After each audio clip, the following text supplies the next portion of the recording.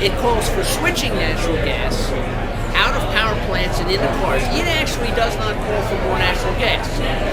And I believe we also need to be very serious about what I call rebuilding America, which is retrofitting our homes to use efficiently the fuel and the electricity they go in, because that's going to free up and reduce our demand for natural gas. Down the road, we need to use less natural gas, not more.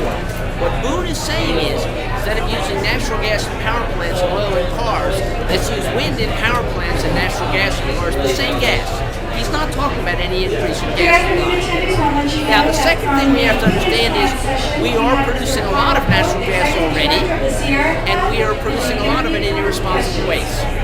And there's a lot of stuff going on, particularly in the West, that ought to be stopped, and there's stuff going on in the rest of the country that ought to be regulated. The Bush administration exempted natural gas drilling from the Clean Water Act. The next president should take that exemption away as soon as he legally can. Whoever it is, and I think Barack Obama will, and I'll bet John McCain won't. But we need to regulate the natural gas production we're going to have, just like we need to regulate the oil production that we still have. The final thing I want to say, and this is one that is probably harder for people to accept, we have exported the consequences of our fossil fuel use to other countries for decades. And if Americans are going to have a Dutch Street energy economy, it doesn't mean we have to turn western Colorado into a pinprick. It doesn't mean we have to have mountaintop mining in Appalachia.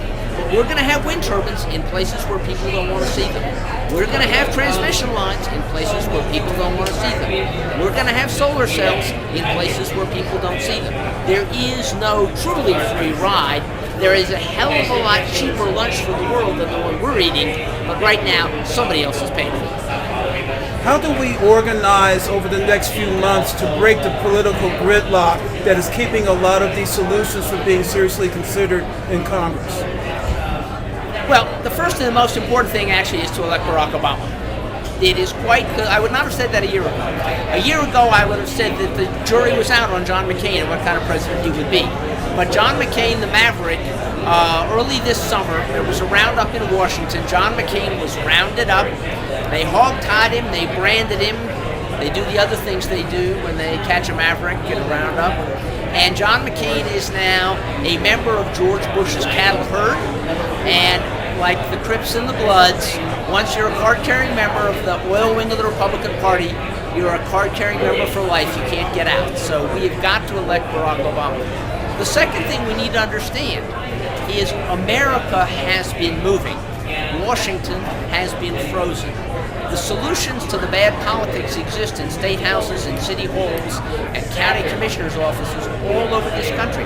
I was in Las Vegas a week ago, and John Huntsman, the Republican governor of Utah, his father is an oil man.